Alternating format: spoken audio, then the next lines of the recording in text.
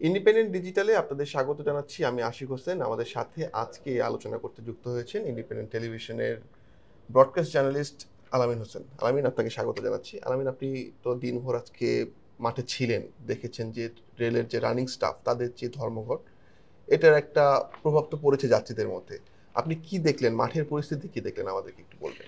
আমরা যেটা দেখেছি, দেখেন তারা এই কর্মসূচিটা ঘোষণা করেছে আজকে থেকে প্রায় ১ মাস আগে, যে তারা এরকম একটি সিদ্ধান্তে যাচ্ছেন। অর্থাৎ আ তারা ট্রেন চালাবেন না।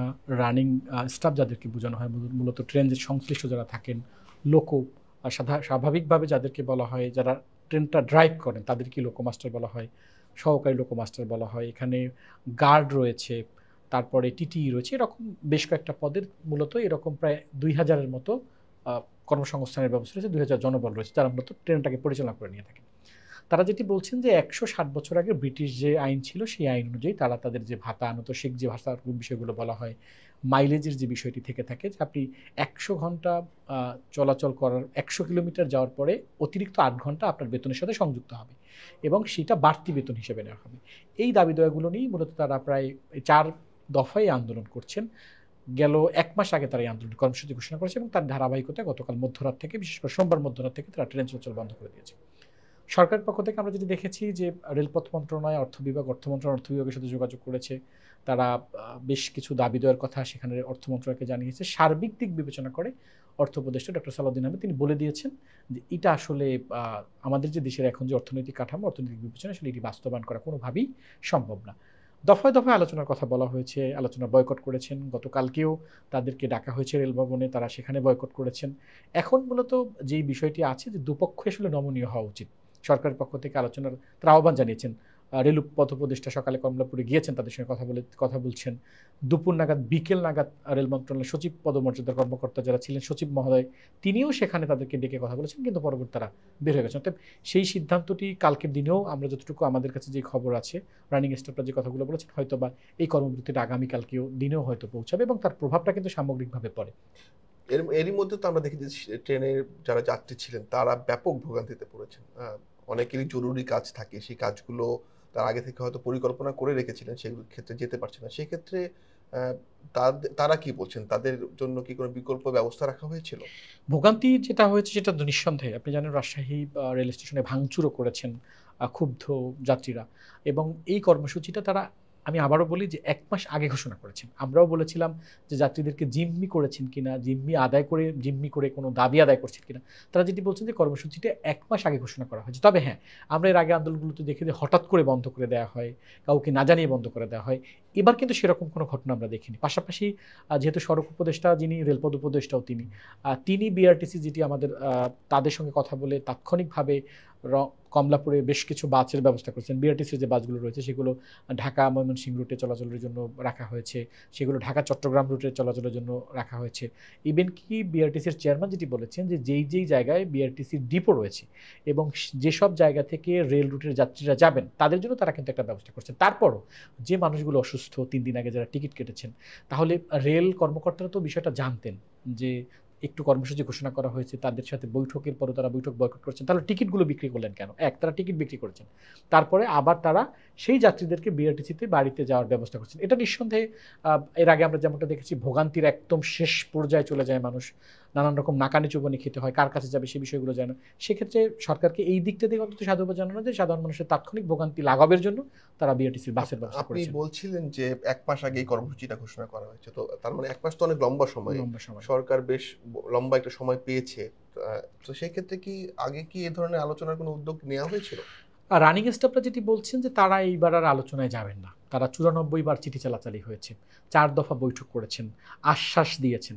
কিন্তু তারা এবার খুব শক্ত অবস্থানে রয়েছেন যে তারা আসলে কোনো আর বৈঠকে যাবে না। যদিও তারা একটা বৈঠক করেছেন কমলাপুরে রেল মন্ত্রণালয়ের সচিবের সঙ্গে এবং সেখানে কোনো সিদ্ধান্ত আসেনি, তারা সেখান থেকে বের হয়ে গেছেন।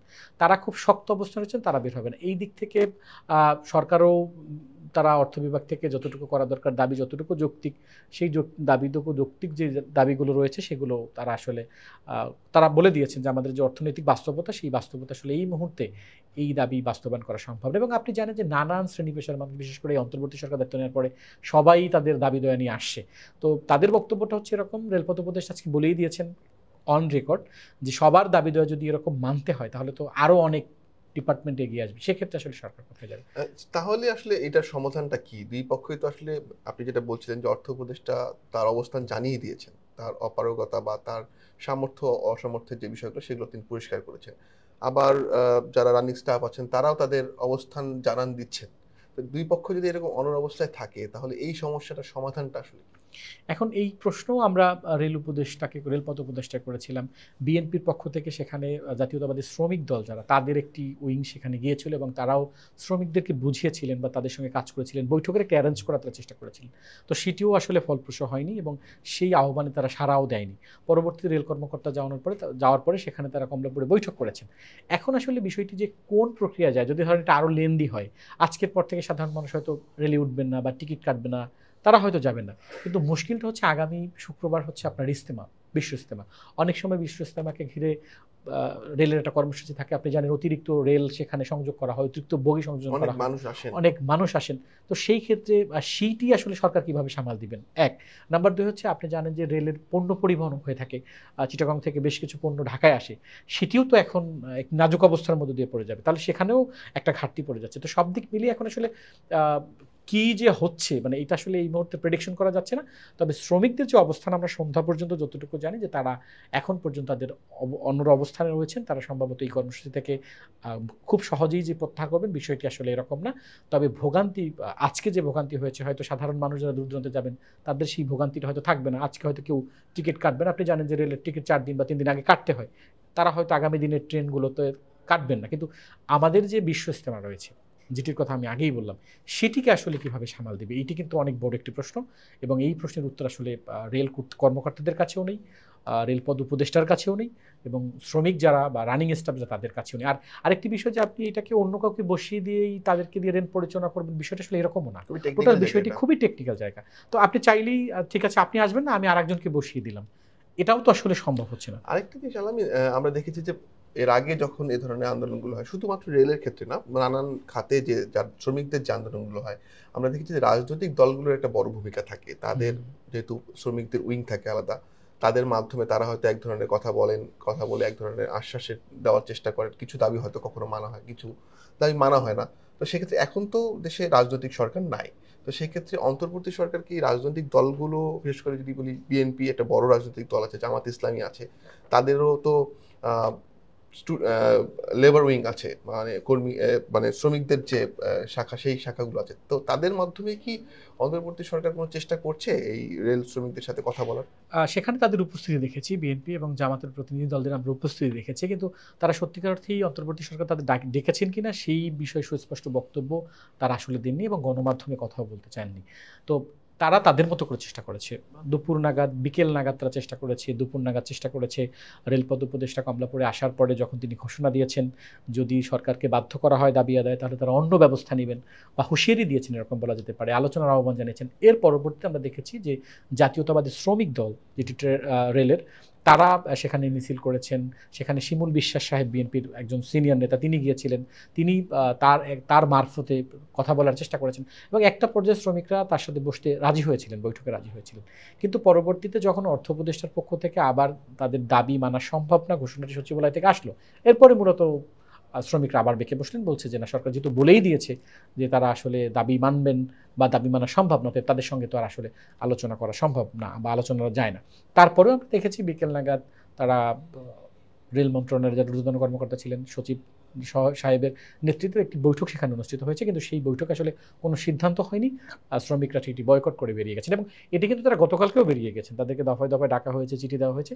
শ্রমিকরা যেটি বলছেন যে আমরা যখন কর্মসূচি ঘোষণা করি সেটা তো একমেশায় ঘোষণা করা হয়েছে। একদম 11th আওয়ারে কেন ডাকা হয়? কেন আগে তাদেরকে ডাকা হয় না? তাছাড়া তারা তো 94 বারের চিঠির কথা আমি আপনাকে বললামই। তারা এখন যেটি চাচ্ছেন যে আগে প্রজ্ঞাপন হবে, তারপর তারা আলোচনায় বসবেন। এরকম একটি ঘোষণা তারা চাচ্ছেন সরকারের পক্ষ থেকে। তাহলে তো যেটা মনে হচ্ছে যে এই সমস্যাটা খুব সহজেই সমাধান হবে এমন আশা কি করতে পারছি আমরা? না, আজকে সেটা কি আরেকটা তৈরি হয়েছে? বিষয়ে বলা হয়ে থাকে যে রাজনৈতিক একটি সিল দেয়া হয়ে থাকে। অনেক সময় বলা হয় যে এটির সাথে এই পলাতক আওয়ামী লীগ দায়ী, এই ফেসিবাদ দায়ী, এই ছাত্রলীগের ওই কাজ করছে। আমরা সকাল থেকে সেখানে কাজ করেছি। এরকম আসলে কাউকেই আমরা পাইনি। আমি আবারও বলি যে সেই সংখ্যাটা ২০০০ এর মতো।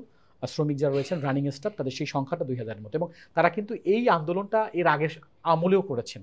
অর্থাৎ গেল আওয়ামী লীগ সরকারের আপনি আমলে বলছিলেন চতুর্থ দফায় হ্যাঁ আন্দোলন। চতুর্থ দফায় আন্দোলন। অতএব অনেক সময় অনেকেই রংচং মিশিয়ে বলার চেষ্টা করে যেটা ফেসিবাদী আন্দোলন বা ফেসিবাদী প্রেতাত্মা এখানে ঢুকেছেন, আমরা দেখি অনেক সময়, কিন্তু এরকম আমরা কাউকে পাইনি। তবে বিএনপির পক্ষ থেকে একটি দল, প্রতিনিধি দল সেখানে তারা গিয়েছিলেন শ্রমিকদের বোঝানোর চেষ্টা। এখন সেটি তারা আসলে ফর্মালি গিয়েছিলেন না আনুষ্ঠানিকভাবে গিয়েছিলেন, অনানুষ্ঠানিকভাবে গিয়েছিলেন, সেটা আসলে সেই বক্তব্য আমাদের কাছে তারা আনুষ্ঠানিকভাবে কিছু বলেনি। এবং সে বিষয়ে আমরা কাজ করতে গেলে, তথ্য সংগ্রহ করতে গিয়ে তারা বলছেন যে এই তথ্যটুকু আসলে না নেওয়াটাই ভালো। সেক্ষেত্রে আপনি তো দীর্ঘদিন ধরে রেলের বিভিন্ন সংবাদ সংগ্রহ করেন, আপনার কাছে কি মনে হয় এই সমস্যার সমাধান কি খুব শীঘ্রই দেখা যাবে? দেখো দুই পক্ষই সমাধানের ক্ষেত্রে দুই পক্ষকে ছাড় দিতে হবে, আলোচনার টেবিলে বসতে হবে। নিশ্চয়ই এরকম আন্দোলন করে যাত্রীদেরকে জিম্মি করে আপনি তো যেই হন না কেন, রাষ্ট্রের সঙ্গে তো আসলে আমরা কেউই কিছু না। সেই ক্ষেত্রে রাষ্ট্র কিন্তু বিকল্পটা ব্যবস্থা বের করেছে। আপনি যখন যাত্রীদেরকে জিম্মি করেছেন, রাষ্ট্র সেখানে বিআরটিসি বাসকে নিয়ে আসছে। আপনি যখন অর্থ মন্ত্রণালয়ের কথা বলছেন, বলে দিয়েছে আমার অর্থনৈতিক বাস্তবতা, বর্তমান বাস্তবতা বাড়ানো সম্ভব না। তাহলে কি কি সুযোগ সুবিধা দেওয়া যেতে পারে, কতটুকু দেওয়া যেতে পারে, কোন জায়গাটার সাথে আলোচনা হতে পারে, সেটা নিশ্চয়ই আলোচনা টেবিলে বসা যেতে পারে। এখন আপনি যদি বসার আগের মানসিকতাই নেন যে যাই বলেন আমি কিছুই মানব না, তাহলে তো হবে না। এটাই আমরা দেখেছি রেল মন্ত্রণালয়ের পক্ষ থেকে তারা কিন্তু চেষ্টা করেছে, শেষ অবধি পর্যন্ত তারা চেষ্টা করেছে এবং তারা শ্রমিকদেরকে দফায় দফায় বোঝানোর চেষ্টা করেছে। কিন্তু তাদের মধ্যে যে মানসিকতা, তারা বলছেন যে 94 বার চিঠি চালাচালি হয়েছে, আমরা তাদের উপর আর বিশ্বাস রাখতে পারছি না, তাদের উপর আস্থা রাখতে পারছি না, যার কারণে তারা আসলে এই যে সিদ্ধান্ত, সেই সিদ্ধান্তে এখন পর্যন্ত রয়েছেন। এবং আরেকটি বিষয় সেটি হচ্ছে যে আন্দোলনটা সেন্ট্রালাইজড আসলে ঢাকা থেকে না, তাদের বড় একটি অংশ আপনি জানেন চিটাগংয়ে, তো তাদেরকেও আসলে কানেক্ট করার একটা ব্যাপার আছে। সেখানের প্রতিনিধি কেউ আছেন কিনা, বা তারা এই আন্দোলনের সাথে সম্পৃক্ত থাকবেন কিনা, কিভাবে থাকবেন। এখন ধরেন ঢাকার একটি অংশ যদি বলে যে আমি আন্দোলন মানি না, বা অনেক সময় দেখি যে আমরা এর আগেও দেখেছি নানান সময় যে আন্দোলনকে ভাগ ভাগ করে দেওয়া হয়, অংশ অংশ ভাগ ভাগ করে দেয়, সেই সুযোগটাও থাকছে না, কারণ তাদের মধ্যে একতাটা খুব বেশি স্ট্রং। ওই যেমনটা বললাম, যেখানে রাজনৈতিক রং দেয়ার কিংবা চং দেয়ার বা রাজনৈতিকভাবে ফেসিবাদী দোষর বলার এইসবের আসলে সুযোগ নেই, কারণ শ্রমিকরা খুব বেশি ঐক্যবদ্ধ এবং তারা যদি বলছেন যে রুটি রুজির তাগিদেই তারা আসলে আন্দোলনে নামছেন। অনেক ধন্যবাদ আলামিন, আবারও নিশ্চয়ই আপনার সাথে জি, পরবর্তীতে আপনাকে কথা হবে। ধন্যবাদ। আজ এ পর্যন্ত, দেখা হবে পরবর্তী আয়োজনে। ইন্ডিপেন্ডেন্ট ডিজিটালের সঙ্গে থাকুন।